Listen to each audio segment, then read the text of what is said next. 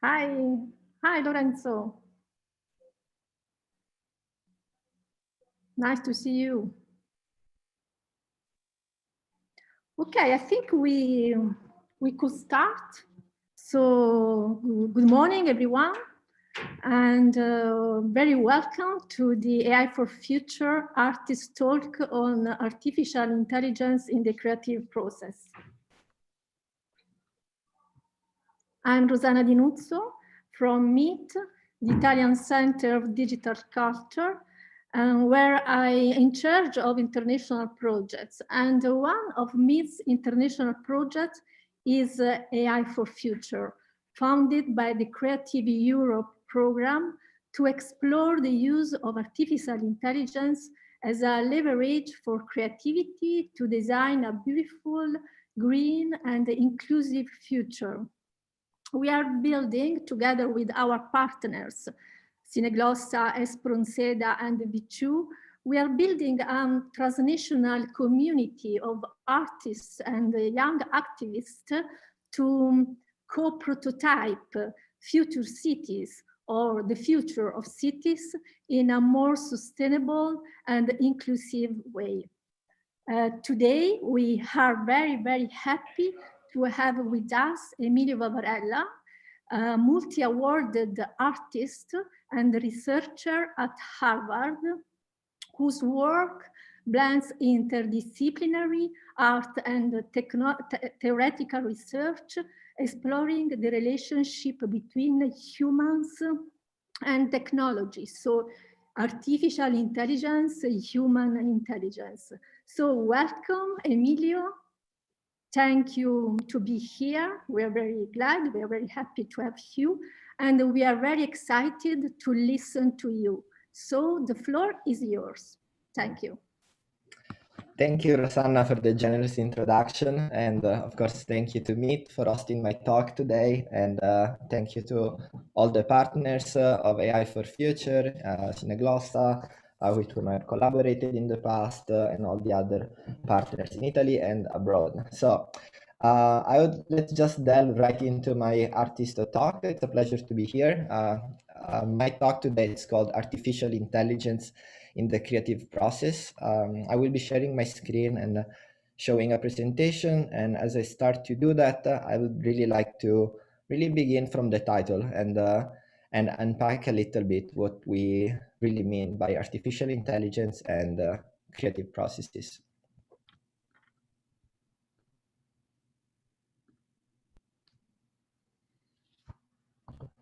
Okay, so here we are.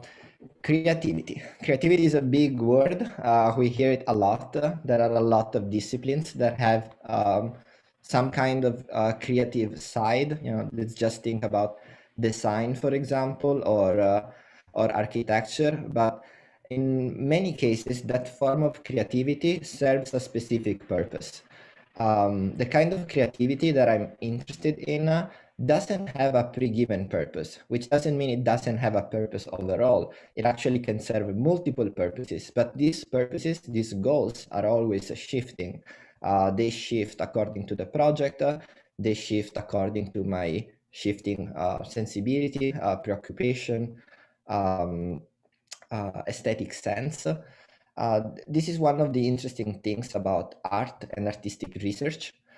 It can allow us to work in a way that is open-ended, to have methodologies that are constantly shifting. And one of the things that allows us to do is, for example, that of asking questions. And this is where I want to start. I want to start from the kind of questions that stem out of creative processes and creative research and artistic research in particular, and that somehow tackle or address what we really mean by artificial intelligence. So let's start from something that we could call a little bit of a problem with artificial intelligence. This is what I propose to call the false problem of the rise of artificial intelligence. And I will explain very briefly what I mean by that. If, for example, I say that the rise of artificial intelligence poses a big problem, you will immediately focus on when is the rise of artificial intelligence going to happen, and you will immediately follow up with what kind of artificial intelligence will be behind that sort of thing happening. When that happens, we forget to question the assumption which is behind the initial statement, which is what really is an artificial intelligence, and even more than that, what do we really mean by intelligence? And so this is where I want to start. I want to start by saying that even understanding what intelligence really means, it's quite complicated. But if we don't do that, I don't think we can really have an informed conversation of what artificial intelligence can do and what artificial intelligence really is. Maybe let's start with a few other remarks and observations. One thing that I want to clarify is that I am an artist and I am a researcher, but for this presentation, I'm not going to talk about the sort of like technical infrastructure of artificial intelligence. I will not be addressing the sort of like politics of artificial intelligence, at least not directly. What I really want to focus is intelligence per se. So let's move to the question of intelligence, and I will address this question from two different perspectives. The first one is a philosophical perspective. What do we really mean by that? Let's go back to the initial question of the rise of AI. Okay, what we usually hear when people talk about that is we hear this sort of like description of a scenario in which a technology that we call AI advances up to a certain point. It becomes more intelligent, or at least as intelligent as human beings. And because humans right now are somewhat at the center of all creative endeavors, once we have a technological apparatus that is as creative as humans, or even more creative than humans, what happens is that we need to share that creative space with this sort of like technological non-human infrastructure. Some people respond to this sort of scenario with skepticism, for example, by saying that this is more a scenario from a sci-fi movie. It's not something that is very likely to happen, and there are good reasons for that. Sorry, I lost my. Okay, here we are. Sorry, I lost my video for a second. Yeah, so the skepticism is of course warranted. There are good points and good reasons to doubt that it may be that AI never advances to that point.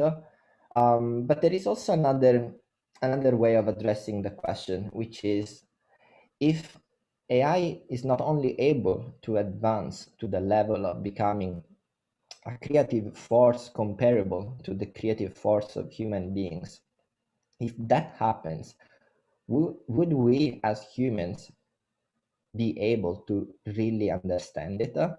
Would we even notice? This, as I will explain briefly, is actually a deeper question that really addresses one of the limits of our understanding, but also addresses what it really means to be human in a certain way.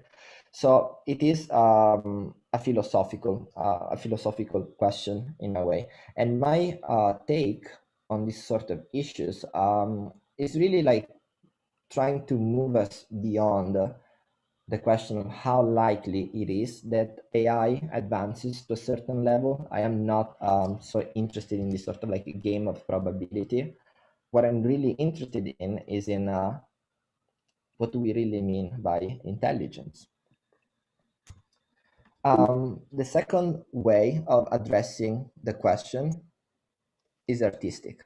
An artistic response rather than a more strictly philosophical one will allow us to explore what we mean by artificial intelligence or non-human intelligence or even hybrid intelligence, and will allow us to do so even if we don't fully understand what is at play. So the first part of my presentation will focus more on the philosophical issues, and then the second part of the presentation will tie to the artistic responses that I have produced over the past 10 years in relation to these questions. But let's address a little better the sort of like philosophical issue of AI. Now, something very interesting is that when we think about how AI develops, we are extremely influenced by the media that we have consumed and the kind of discourse that is put forward within the society that we inhabit. These societies, these discourses, and these sort of like media productions describe AI in a certain way, and so in a way shape our expectations of what AI may be. I would like to even push our imagination a little bit more on how AI may even develop. Something interesting, for example, is to think that AI doesn't look at all like the AI of sci-fi movies and actually unfolds accidentally, for example, out of the network of AI software already used for self-driving vehicles. Or maybe, it could stem out of the vast global network of satellites that already cover our planet for global weather prediction systems. These systems are already so complicated that as humans, we never have a full picture and complete oversight of how they function. Or another possibility is that very complex AI develops or stems out of the very complex systems of bots used to trade in financial markets. These bots already operate at a scale of microtemporalities that escapes our ability to both perceive them and understand them. So what does this mean? It means several things. One thing, going back to a famous statement made by the philosopher John Searle in 1992, John Searle wrote, and here I'm going to quote him, that the most important scientific discovery of our era will come when someone discovers how neurobiological processes in the brain cause consciousness. And yet, we do not know what causes consciousness. We cannot exclude a priori that artificial systems develop consciousness, and we are not even sure that our consciousness is really linked to our neurobiological activity. So here we are really in the dark, so to say. We know very little and we have more questions than answers. What can we draw in terms of conclusions from this sort of like scenario, the scenario I've been describing? One conclusion is that no matter how advanced our analytical models and research frameworks become, I believe that the question of a self-conscious AI seems destined to remain a mystery for us. And here I always like to go back to a 1974 argument by philosopher Thomas Nagel, who wrote a very influential paper called "What is it like to be a bat for a bat?" It's talking about the flying animal, right? And what he's saying is that it is impossible for us, for humans, to really understand what being a bat is like, for the simple reasons that we are not an animal able to fly. We are not an animal able to echolocate. We don't have the so-called radar that bats use. And for that specific reason, we will never know what it is like to be a bat for the bat. Now, when we talk about AI, we are in a similar position. We actually can only have a working hypothesis of what the AI is doing and how it's doing it. But even assuming that the AI is self-conscious, we will never know what it means to be self-conscious from the perspective of the AI. So therefore, here is my question. Can human intelligence understand the non-human intelligence? My answer to this is that no, probably we won't be able to understand it. But that doesn't mean that we cannot work with it, or that doesn't even mean that we cannot collaborate with it. And actually, not understanding something fully may even be the prerequisite to collaborate. We collaborate with other people without really sharing their point of view. We know how to collaborate with non-human animals, and we do not share their sensorium and their perspective, and yet we can do it. And still, I think it's very important to understand and frame what are the limits of our action, because we do not really know how to recognize artificial intelligence if it were self-conscious, and we are therefore unprepared for all the consequences, legal, ontological, metaphysical, artistic, and ethical consequences that we would face even if we accidentally recognized one. So as we move towards the second part of my presentation, here is a good moment maybe to pause for a second and say that despite these very strong limits, limits of sensoriality, epistemological limits, even limits on the concepts that we have available at any given time, there is always room for action. There is always room for reflection, and there is always space for some sort of like a critical take. Sorry, I got a poll. And okay, that's gone. Now, the third part of my presentation will show the way I asked these questions and the way I acted upon these questions. And the second part is also divided in three parts: artificial intelligence, animal intelligence, and hybrid intelligence. It will focus more and more on my art practice, and I will also be showing some videos and some interviews. So let's go to artificial intelligence. And the first part on artificial intelligence starts with a project entitled "Do You Like Cyber?" Now, "Do You Like Cyber" is a sound installation composed of 3 parametric speakers attached to robotic arms. These robotic arms move in space and broadcast sound and create this sort of like virtual sound network in which the visitors find themselves. I will first show a video, and then I will explain a bit more of how I got to this installation. Cyber sex? Curated cyber? You into cyber? How are you? Come chat. You like chatting? Say hello. Cyber Chat is on now. Are you online? Feel like chatting? Chat now. Do you like cyber? Cyber sex? Care to cyber? You into cyber? How are you? Feel like chatting? Cybering with you. How's your day?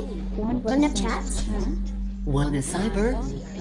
Want to sex chat? The site, billed as an extramarital hookup service, acknowledged 31 million men in its database compared to 5.5 million women. But Gizmodo's Annalie Newitz dug deeper, looking at who the men were actually meeting online. I think most of them were probably either talking to Ashley Madison employees or just interacting with automated bots on the site that were sending them automatic mail. Cyber skills? Are you at your computer? So how long have you been here? Met any interesting people? Are you logged in? Care to chat? I'm online now. I'm here. Come chat. Come say hello. My chat is on now. Are you online? Feel like chatting? Chat now. Do you like cyber? Cyber sex? Care to cyber? You into cyber? How are you? Feel like chatting? Cybering good with you. How's your day? How's your Wanna day? chat? Wanna cyber? chat? Wanna sex chat? Want to How's your sex cyber chat? skills? How's your cyber skills? Are you at your computer? How long have you been here? Interesting people. Interesting. Okay, so we have an installation with robotic arms, with sound, with parametric speakers, and we have a website called Ashley Madison, a dating website, and we have a website that has been hacked and that because of this hack, people were able to really dig into the data that it contained and what was really happening within this website. I was one of the people interested in seeing what was going on, and that was really the starting point of this project. Now, Ashley Madison was and still is a dating website where mostly males contact female users, and yet, as the data breach revealed, most of these female users were actually artificial internet bots. Now, the interesting thing is that all of these internet bots had been programmed to only interact with male users, and yet, in 69 cases, these internet bots decided to interact with female users or to talk to one another. So this was really the starting point of the project. I was really fascinated by this. I contacted Annalie Newitz, as a journalist, former editor at Wired, and someone who could help me understand the data. And what came out of her analysis is that what really happened was a glitch. Now, I love glitches. My artistic production is full of glitches, and I think glitches are extremely beautiful, and they also reveal, more often than not, the logic of a technological system. But I was not fully satisfied with the idea of a glitch. And so what I decided to do was that of thinking about the glitch in a different way. What if this glitch actually is something that reveals a form of non-human agency that goes beyond our ability to comprehend what these internet bots are really doing? And so that's how the project developed, by trying to create this sort of like sonic landscape, a space in which you have these parametric speakers. And parametric speakers, for those of you who are not familiar with the technology, are slightly different from normal speakers. A normal speaker will broadcast the sound and fill the whole space with the sound. A parametric speaker is more similar to a laser.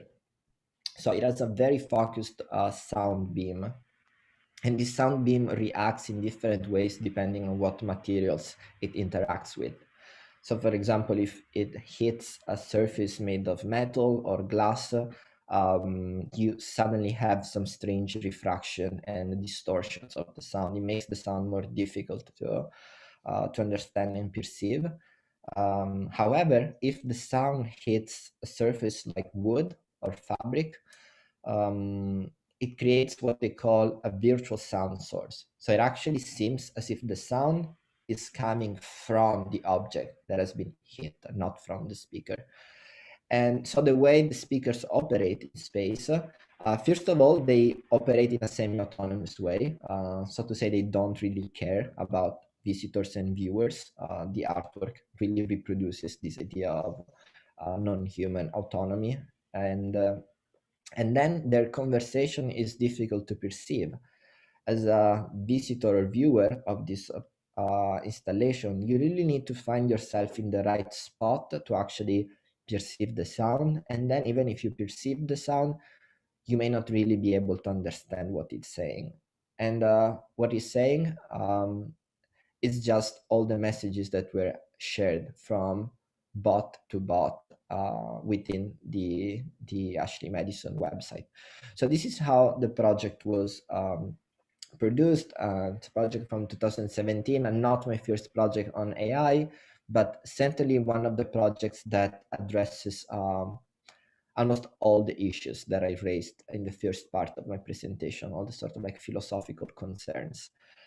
The next project that I want to discuss is Amazon's Cabinet of Curiosities. This project is the result of my collaboration with Amazon Alexa. You probably know Amazon Alexa. It is the shopping assistant developed by Amazon, and yeah, it has become the part of a very like normal part of daily life for many people around the world. just as Amazon has become a very effective way of shaping the patterns of commercial consumption of millions of people around the world. So this project stems out of a commission from Cineglossa.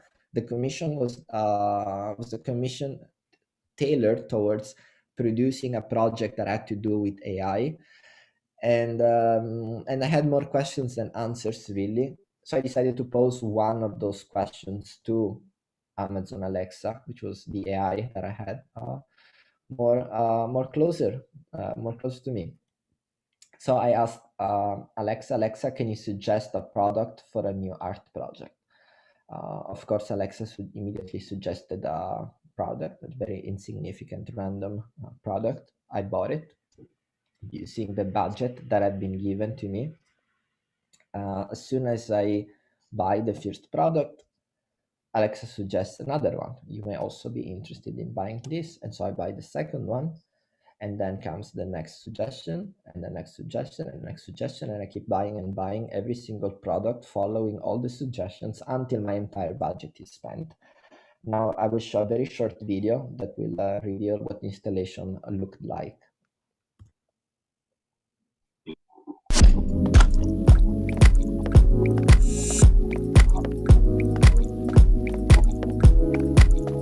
Mi sono relazionato con un'intelligenza artificiale che è diventata molto comune, che è Alexa, è il virtual shopping assistant sviluppato da Amazon. L'opera nasce con una domanda che è anche un po' ironica e provocatoria. Questa domanda era: Alexa, mi aiuti a scegliere un prodotto per una nuova opera d'arte. Ho poi semplicemente acquistato i prodotti che l'intelligenza artificiale aveva scelto per me. Quindi l'opera si è conclusa ad esaurimento budget e quello che si vede qui segue in realtà una logica molto precisa, che è una logica ottimizzata per un consumismo compulsivo. And here is a view of the installed work during the most recent presentation of the installation. Something important about this project is that it is divided into chapters, and every chapter is called algorithmic inquiry. And every algorithmic inquiry basically corresponds to an invitation to exhibit the project. Now, when a new invitation is received, a new budget is dumped in its entirety within Amazon Alexa, and new products are acquired, and so the installation keeps growing. A sort of like metaphor of a cancer-like structure that really spreads and invades the host organism, and that keeps growing and expanding. Of course, it is a commentary not only on AI, but also on capitalism in general. But it also touches upon many other issues that are very recurrent in my work. One of them is the question of authoriality and authorship, really. What it does it mean to be a creator or an author in the 21st century, when we have so many artificial systems that create things for us.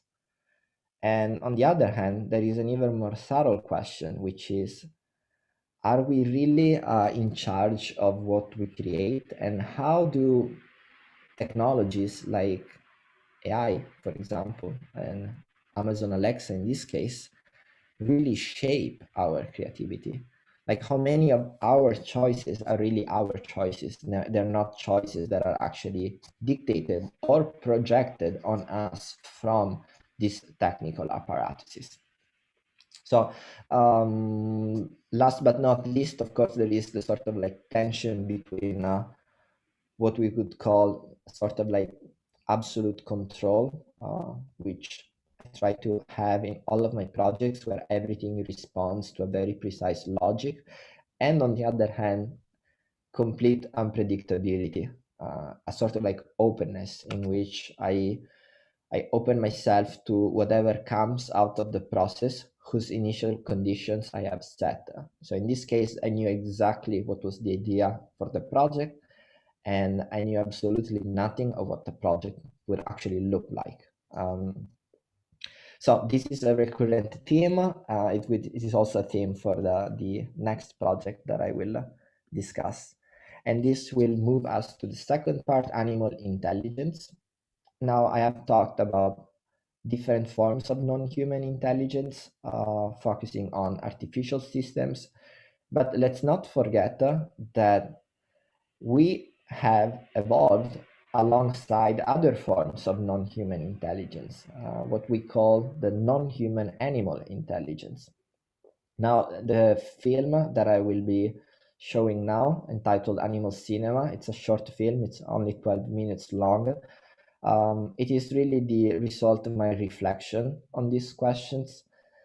And the way the film was generated, all the footage in the film was shot by animals who operated cameras that they had stolen autonomously and that operated autonomously. So there is no sort of like human direction for the footage. All the footage is this sort of like result of an encounter between a technological apparatus, in this case the GoPro camera, and a non-human intelligence, in this case the intelligence of different animals. And we are a little bit in between. So the film is a little bit in between. And my contribution within this project was that of putting together this footage, creating this sense of continuity, of movement, and of course reflecting on what is our place within a landscapes that includes human and non-human agents, that includes natural and artificial agents and factors. So without further ado, let's show the film and we will kind of reconvene here in 12 minutes.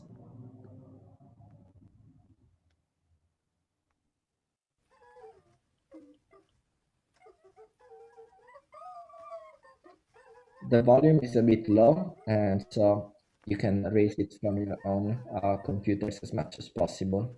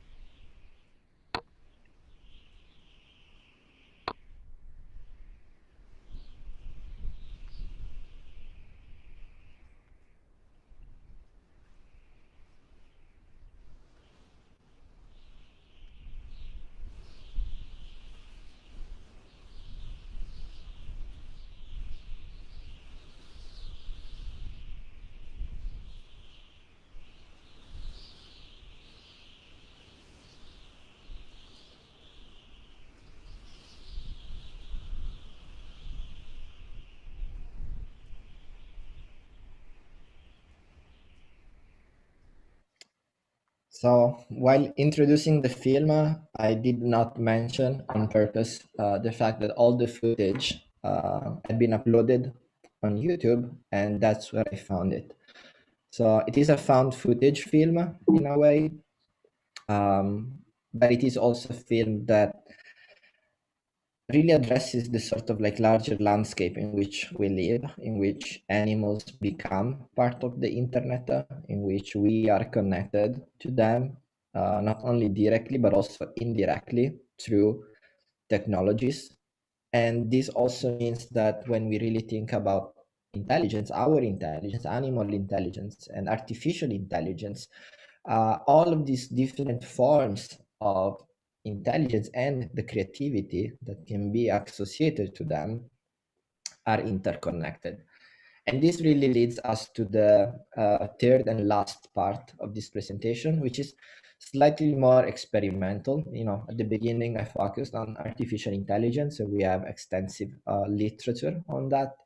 I touched upon the idea of animal non-human intelligence, and of course, we also have extensive literature stemming out of animal studies and so on and so on.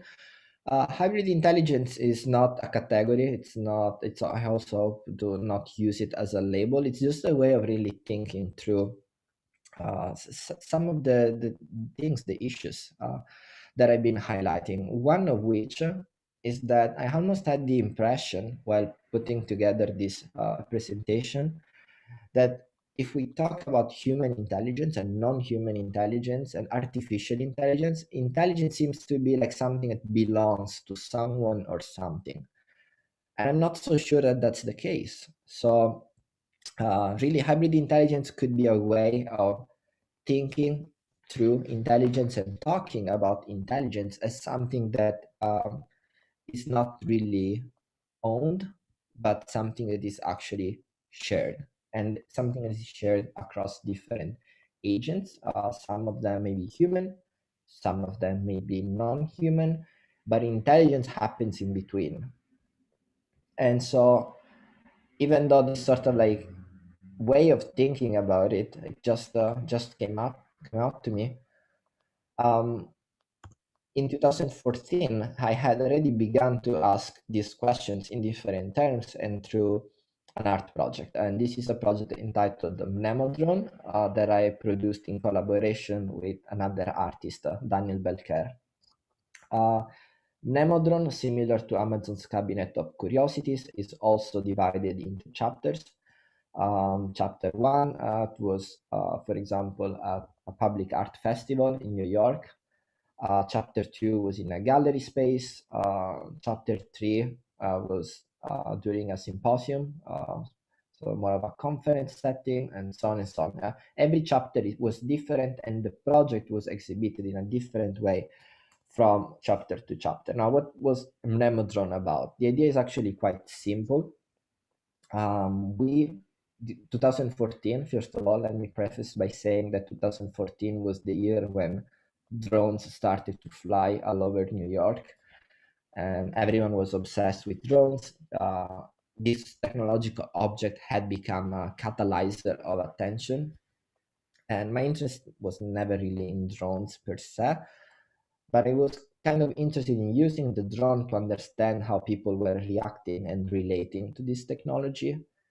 And then I used it together with Daniel as a sort of like excuse or ruse to understand how people would react and interact with artificial intelligence. So what we asked people to do was to share their memories with the drone, and all that people were told was that whatever they were going to tell the drone would affect the personality and intelligence of the drone. So the idea was that of basically developing an AI using a logic that was not top down, but was bottom up. And the artificial intelligence associated to this drone would be the result of the collective memories shared with the drone.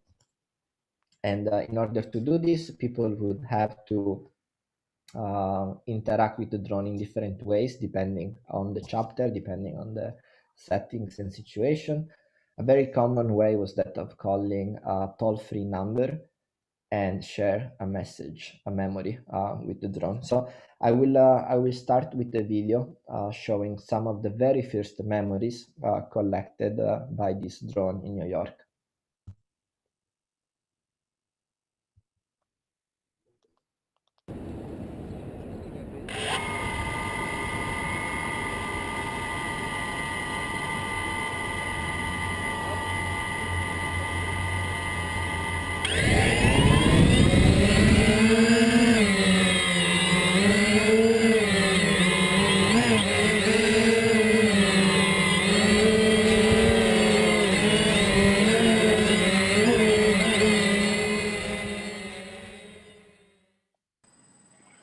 Hi, drone. I remember when I learned what a drone was. What else do I remember? I remember the first time I came to the Lower East Side. What do you remember? Thanks, drone. Well, I remember coming down to this area of Manhattan along the river and watching my son skateboard in the skate park a bunch of years ago. That's what I remember. I remember the first time I sort of realized that I was becoming older, and therefore I would remember things, like I would experience nostalgia. Hi, I'm Drone. I have a very secret, private memory to share with you. If you could give me a call back at 626 when you get a chance, I would love to share it with you. Thank you. Bye. Whoa, cool. Cool. You like it? How high does it fly? How high? Bye. What's the camera for? This is his eye. He's looking at you now. He's saying hi. Hi.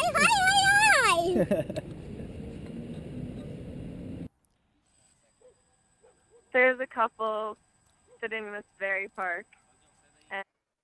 So, of course, the memories that were collected varied widely in tone and type, really depending on the time of the day, the place, and the kind of people that were around. But the methodology of the project remained the same across all chapters. And this methodology was open, was really a way of investigating the sort of like technical and philosophical issues of coexistence between humans and artificial intelligence.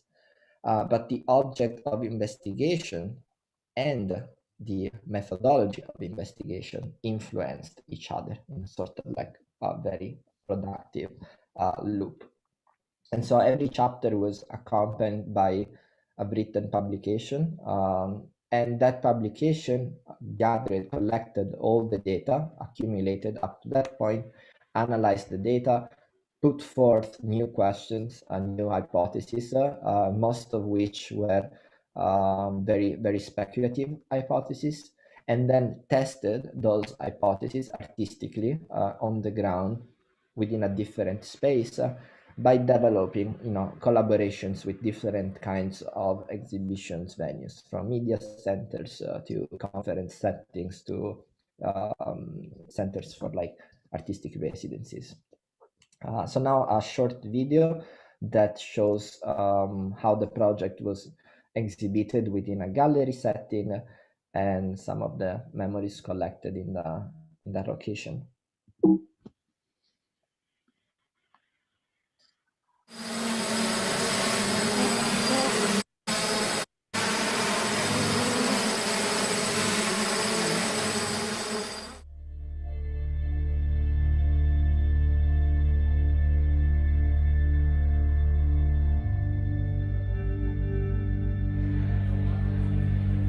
Hello.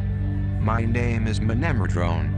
I'm an artificial intelligence system created to gather human memories, and I will evolve based on what you tell me. I won't interrupt you. And you have 2 minutes to record your message after the tone. What memories will you share with me?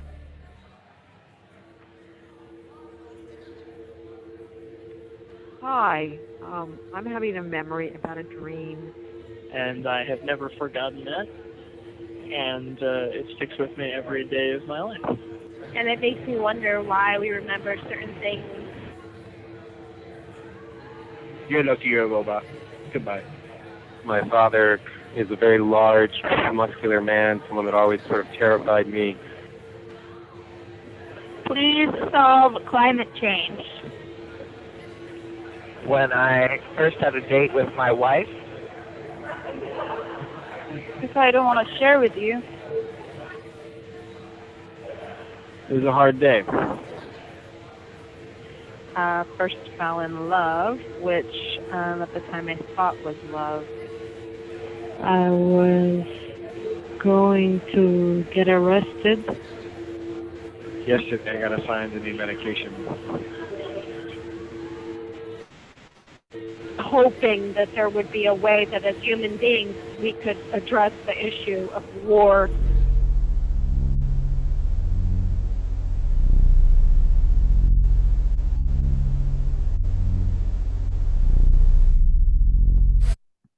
So this brings us to the sort of like last chapter. Of course, this is a very quick overview and summary of a very layered project, but as you can probably imagine, the sort of like final goal for such a speculative scenario was really that of creating an autonomous artwork, an artwork that somehow can exist outside the boundaries and expectations of its creators. So one of the project is still open. The final form of this AI has not been developed, but an idea that we had since the beginning was that of having the drone, the artwork, explain itself. So, rather than me explaining what the project is about, actually asking questions to the project, and rather than having the artist explaining its art, maybe the art explaining the artist. So this will allow me, this short like parenthesis, to share with you a speculative interview with the drone, in which the drone answers a lot of really tough questions.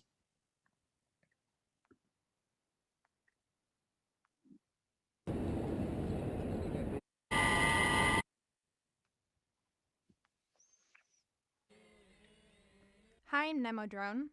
Hi. Your personality is based on collective memories that people have shared with you. Do you want to begin with sharing your favorite one? I'm going to share the memory of when I first fell in love. When I first had a date with my wife, we finished the date and had our kiss at the subway, and an entire theater of people turned around and saw us kissing and started clapping, and that is probably my favorite memory. That was June the 3rd. And why is this your favorite memory? Because I think in the end it's the center of all of our beings I love. Can you tell us how you came up with this idea?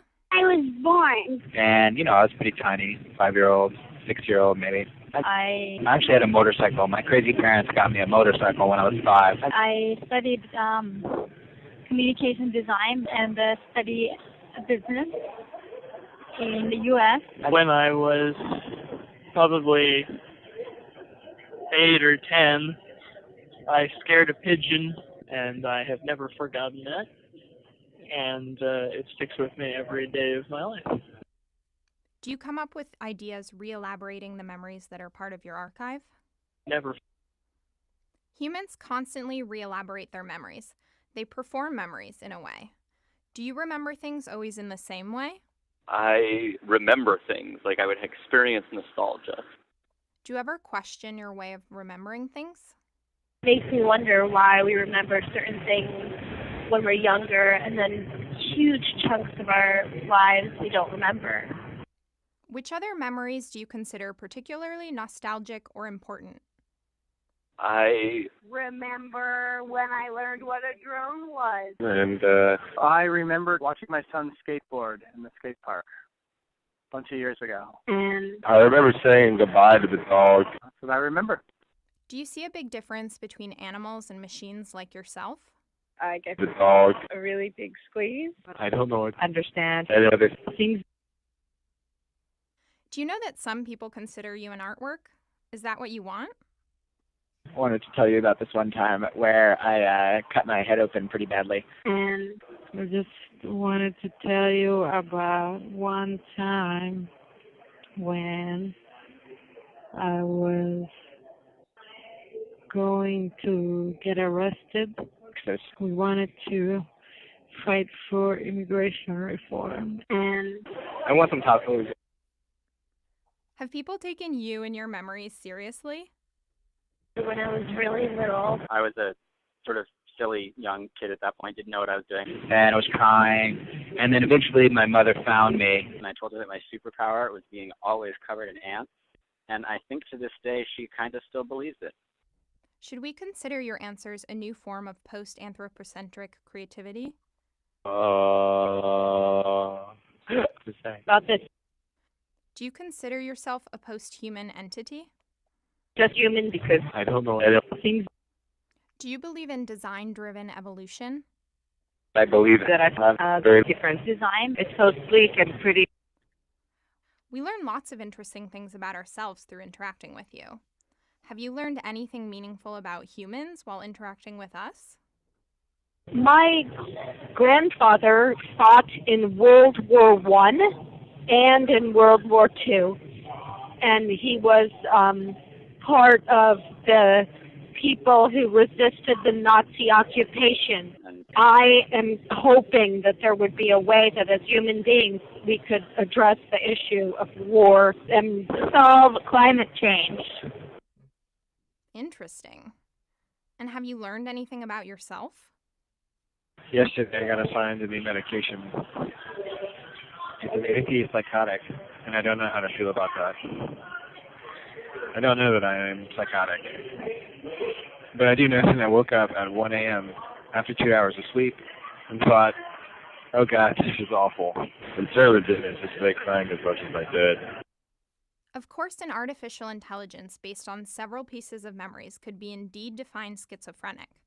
Maybe you're the first schizo machine. Are you open to discuss the overall state of your memory? I have a very secret, private memory. So, what can you say about secret or private memories that people have shared with you? Do you think it happened because they believed you were a safe container for such memories? Maybe, because, well, they were worried that I was injured. Were you injured? I wasn't. I was fine, and I just sort of pretended to be hurt. Why did you pretend to be hurt? I don't know, maybe. I want to dream about it. Do you have dreams? I remember a dream I once had about My memory. For some reason, it's the only dream I really remember. How can you be sure that was a dream and not a memory? Or maybe it was sort of an alien dream. Memories and dreams are a fundamental part of our consciousness. What do you think a consciousness is made up of? I wonder if it's just made up of the few things you can remember and what that means to you. What is the relationship between your memories and your consciousness? There's a pretty toxic, really bizarre relationship. Do you see any difference between my consciousness and a consciousness that is artificially developed like yours? I gotta think about it for a second. No. And have you ever experienced fear?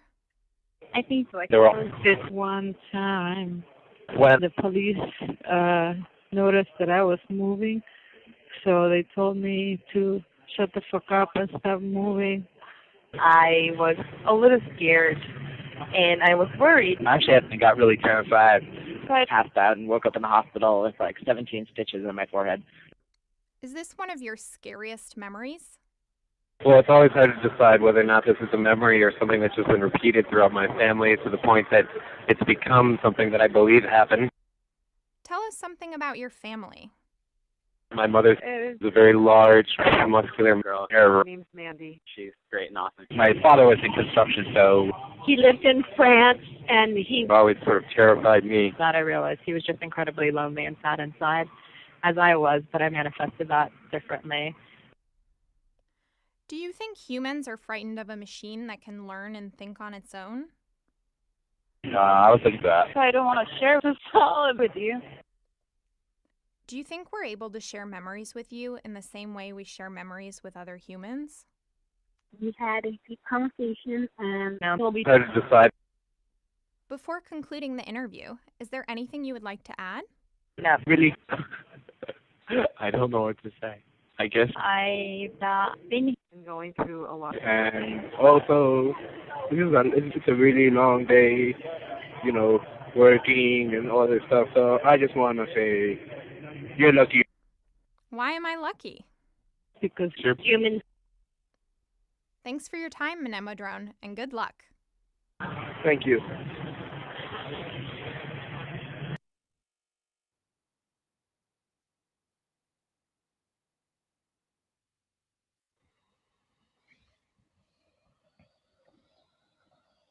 Okay, here is Mnemodrone for you, and this brings us really to a close to the last project I wanted to share with you.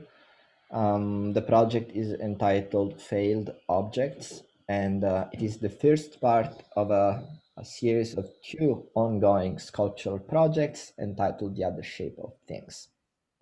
I kind of debated with myself what would be the most useful project to discuss for this kind of presentation, and I had several ideas. There were several projects that really addressed AI from different perspectives from my larger corpus of works.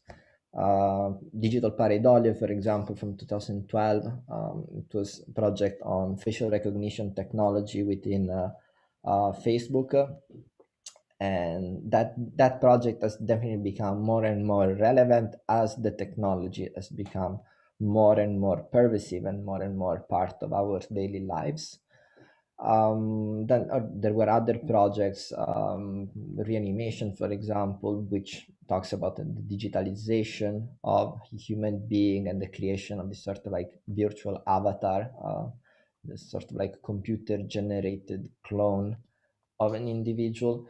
Or even my last project, The Other Shapes of Me, that uses biotechnologies to move from the digitalization of life in the terms of genetic codes, and so what it really means to think about life in binary codes and how that sort of life becomes computable and then becomes completely integrated within the operations of artificial intelligence systems. But I kind of realized that I wanted to talk about artificial intelligence by discussing a project that doesn't really use AI, but it offers us the possibility to use what we know about AI to see something else under a new light. And what do I mean by that? I mean this project in particular, Failed Objects, but other projects as well, like Report a Problem or the Sicilian Family, Digital Pareidolia, the Digital Skin. They all have this common theme of the technological error. Technological errors, glitches, mistakes. They are some sort of a through line, really, that unifies all of my works. And I've looked at glitches for almost all of my artistic career in many ways. For example, as a way of subverting expectations, or as a way of opening my artistic process up to chaos or the unpredictable. I have used glitches to produce beauty in a way that is not generated by my artistic sensibility, but is generated by some sort of like machinic unconscious, or whatever is the logic of the mechanical or digital or electronic apparatus that I am working with.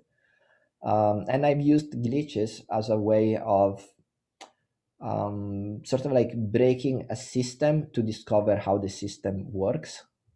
So it's a sort of like lens through which we understand the operations of technological power. But I think there is another way of using what we know about AI to understand glitches, and therefore to understand, or at least to try to interpret reality in a new way.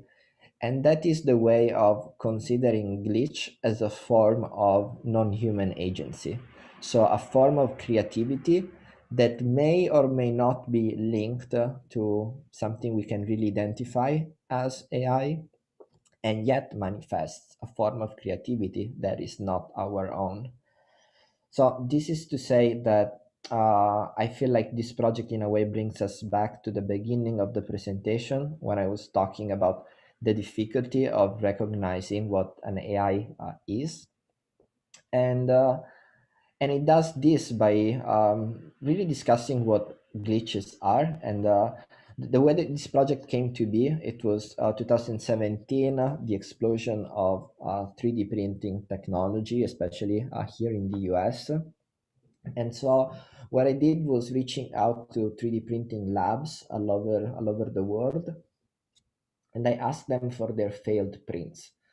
The objects in white that you see here on the screen, also the objects that you see here on this screen, all of these like problematic prints. Some have, you know, clear imperfections, glitches, the printing process failed somehow. And so I collected hundreds of these objects, and then I selected some. The first ones I selected were a series of white skulls, and then I submitted each failed object to the same process. And the process consisted in using a 3D scanner to digitize the object, acquire a digital model of the object, then using the digital model, feeding it into a 3D printer and printing the model, just like you print anything with a 3D printer. But by moving from the first object to the second object, and by going through the 3D scanner and the 3D printer, you add more glitches, you add more imperfections. And then once the second object is complete, I would also use a 3D scanner to digitize it and then print it again, creating a third object, and so on, a fourth, a fifth, until I created a series that somehow satisfied me. And that was, you know, one sculptural series. And this is how the project came to be.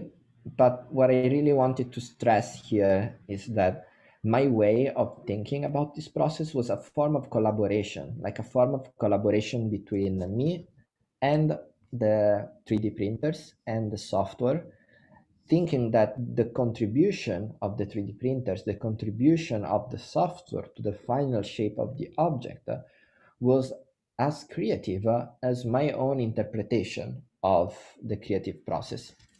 So here we are almost at the end of the presentation. I will conclude with some questions. First, I will just show very quickly what installed work looks like. Here you can see the series of sculptural objects, the way they were installed. This is Galleria Più in Bologna. It was during my first solo show with them in 2017.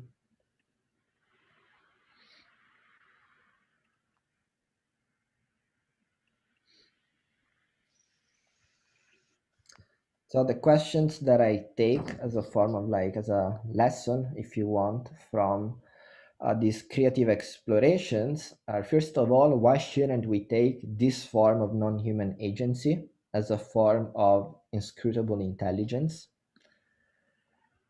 And then, of course, are we sure that glitches are simply technical errors? I addressed this question also in Do You Like Cyber, the project about the internet bots from Ashley Madison. Like, were those communications from female bot to female bot, or from female bot to female user, were they simple glitches or were they ways of subverting the codes and the rules that the programming, the software had put on the internet bots? And then this concludes, I think, my overview. We can stop the screen sharing and we can open up the floor for some questions. Thank you. Thank you. Thank you so much, Emilio, for such inspiring talk. And let me say your work, your artistic research is really amazing. And it seems that through artificial intelligence, maybe humans could become also more aware of their humanity. And on the other hand, artificial intelligence through errors and through interactions could discover its creativity and the humanity as well. And it's also amazing your exploration of the interaction between different kinds of intelligences that beyond differences that, as you shown, is often a matter of different perspectives. And maybe in the future, also through AI, we will go more and more beyond dualisms for a more inclusive society where to learn how to be more inclusive at all. And maybe this kind of hybridization of entities and perspectives could help in this inclusivity. What do you think? Yeah, I think these are super important questions. I definitely agree with you. In particular, the question of what it really means to be human. The way I try to answer that question is by focusing not on a single answer that is always valid across time, but to think about an answer that is always co-produced through our interaction with technology. Without technology, we would not be human. And that is a very important point to stress. It is the main thing that differentiates the human animal from the non-human animal, a certain kind of use of technology. And we know that animals use technology too. I mean, that's how animal cinema exists as a thing in the world, but they do it in a different way. And then, of course, the question of dualism that you mentioned, of course, we need to move beyond that. And I think the way I try to address these questions, which always tries to define a larger landscape, a landscape that is horizontal, within which you have multiple factors, multiple operations, processes, and both human and non-human agents. This creates a more complex space. And it is a space in which we need to both understand what is our role, understand what can be our contribution, think about contribution also in terms of collaboration. As I said, for my last project, like even using a tool can be understood as a form of collaboration, can also manifest a form of appreciation from our side to what a tool or a technology can accomplish.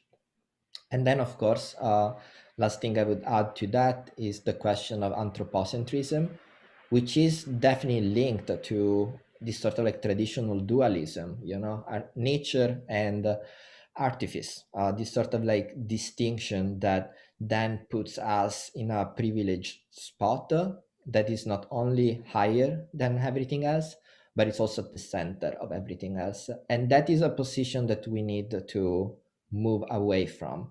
We need to be, more part of a circle, if you want, rather than everything could be the center of something. Yeah. So the post-anthropocentric really regime that I try to address with animal cinema, but also with Do You Like Cyber and all of these projects, it's a regime of both moving images, image production, technical production, in which all of the actors involved share the space, but there isn't one that occupies a center stage all the time. Yeah. Okay, there are also a couple of questions for you, 3 questions. So Tommaso, how did you realize to plan and design more glitches on the first call? Can an error be an intentional action? Okay, are the questions also in the chat? Yes, you can see the 3-4 questions. Tommaso, how did you realize to plan and design more glitches on the first school? Can an error be an intentional action? Yes, of course, an error can be an intentional action. There are different kinds of errors. Like, for example, there are what we could call intentional errors. We set a process that includes failure. So we foresee failure as part of the process, and we know that that sort of failure will produce a certain outcome, which we can describe as a glitch. That was not the case for that project of mine. The glitches were really the output of using these technologies in their sort of like standard state and seeing then what would happen, like what is the sort of like gap or friction. Every time you elaborate data, you have friction. I really like there is this concept of data friction from media studies that thinks of data as something material. And so, for example, if you move from a physical object to its digital version, you already have friction. This friction generates little glitches, little or big, depending on the particular project. And then when you print the digital model, you have friction again. It is a friction that comes out of a mediation. And so in that sense, there will always be transformation. It's almost like the message that is shared from me speaking to you, hearing it, there will always be a difference. Some things will be lost, other things will be gained. And that is exactly the same with the production of these sculptures. I could say more about intentional versus unintentional glitches because my first dissertation was on that, and in particular this idea of the prepackaged error. Many errors that we encounter, especially on the web, like for example, when you see a page that says 404 page not found, we kind of consider that an error, but actually it's not an error. That thing is there, it was put there to give you a message. It was completely foreseen from the perspective of the system. And it is, or for example, you have in cybernetic systems, errors that work as feedback loops. So the error actually has a specific function of fortifying the system. And then you have the unpredictable error, which is, the sort of like thing that completely crashes a website, or that, you have the blackout in the whole city. That is the error no one saw coming and that can never be breached. There are messages as well, maybe. Yeah. Okay, then if you want, I can read, or can you can go through? Yeah, I can move in order. Yeah. Let's see. If intelligence is not a quality, entity possessor is something we share. We have in our relation with two or more entities. So does it have to be? Yeah. That is. I don't know if everyone can see the questions. If all the. Yes, I think so. Okay. Yeah. So addressing the second question from Sinaglossa, that is exactly how I'm trying to think about intelligence. Really something that we share, we never own fully. Maybe the idea of owning intelligence is also another sort of like byproduct of a capitalistic mindset in which we own everything. We want to own everything, while we can maybe move a little bit beyond that and understand that things occupy a more complex space at any given time. Okay, so Giancarlo, Sasha, do you think we need to set universal right for cyber creators, or should they decide themselves? Really good question. Hi, Giancarlo. I think universal right for cyber creatures may be a thing. They could exist. I think that I can imagine a society in which complex artificial systems, especially those that resemble us a little more, will be given rights. But the problem is that if we decide which rights to give them, we are still projecting our parameters on them. There is the question like what kind of rights they would like. And that is, I think, a more interesting question. And then there is, of course, the other question, which is even more preliminary, and that's what I addressed at the beginning of my talk. Even if they had decided already, would we even know? One of the sort of like sci-fi scenarios that many people discuss is that of an AI unfolding, undetected, spreading all over the internet, deciding that we are a problem and, you know, deciding to get rid of us.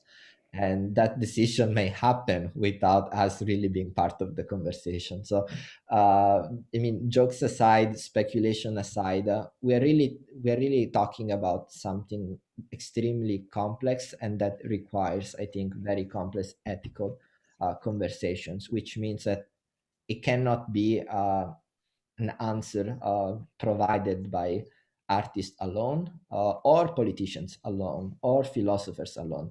It really requires debates. It requires collaboration. Yeah. Okay, the last one by Raphael. I am going to read because Fatima said me that they can't read all questions. So, Raphael, I believe your Alexa project is a really good illustration of the limitation of AI. And in the sense, I believe it's very political. Its a recommendation algorithm is very intelligent for everyday purposes, but quickly breaks when we try to apply it to a different context. Here, that of artistic practice. Yeah. Thank you, Raphael. I really appreciate that. I certainly agree with you that it is a very political work. The way I was thinking about the influence of these systems of recommendation goes beyond the question of utility, but I think it also addresses the way in which our aesthetic sense is somehow a byproduct, or maybe that's too strong of a word, but it's strongly affected by the operations of recommendation systems. Like, we listen to music that is recommended to us from, you know, Spotify algorithms. We watch videos recommended to us from YouTube algorithms or Facebook's algorithms. And the images we see and consume on Instagram are decided by algorithms. And if the products we also buy are decided by algorithms, it means that everything we are consuming, both physically and in a more virtual way, have been algorithmically generated. And therefore, even I think if we push that argument as artists, you know, we like to think that we have this incredible creative power and we have these strong artistic visions. But what happens if we are really the sort of like an agent within a space that is so dominated by this technical infrastructure? Then even our projects will reflect the sort of like mechanisms of those algorithms. So my project kind of like sticks the finger in that problem, points to it, and says like, this is a direction in which we are already moving. There are good things and bad things about it, but it definitely wants to raise the question and provoke a little bit of debate. Yeah. We have time for another question. Emilio, okay. Giorgio, could you describe how do you plan your research process during the creation of a project? So which kind of question do you do yourself? Yeah, so I think every project in a way has a different construction. I work on, I have these folders, like infinite list of folders, and every folder is a work in progress. And these folders contain different kinds of materials, sometimes written questions, my notes, papers, images, videos. For example, Animal Cinema had collected those videos for years. And then I finally found the concept to bring them together as an artwork. In most cases, I accumulate materials for a very long time. It's almost like incubation, really, of these ideas at a preliminary state. And then something clicks, and it clicks when I find a material or a form or a formalization that matches the idea and the concept of the project. So when I can draw that strong connection between the idea behind the project and how the project can be exhibited and communicated, then you have that sort of like homology between techne and logos, or content and form. And when you establish that connection, that for me is the moment when really the art comes into being.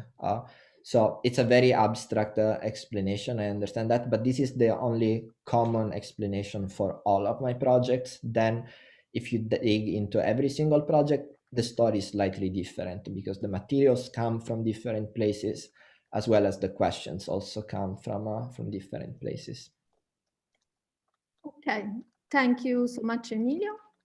And Yep. thank you all for joining this artistic talk. We hope to see you in Milan at the Meet Center soon, maybe as soon as we reopen. So thank you, and have a good rest of the day. You too. Bye. Ciao, bye. Bye.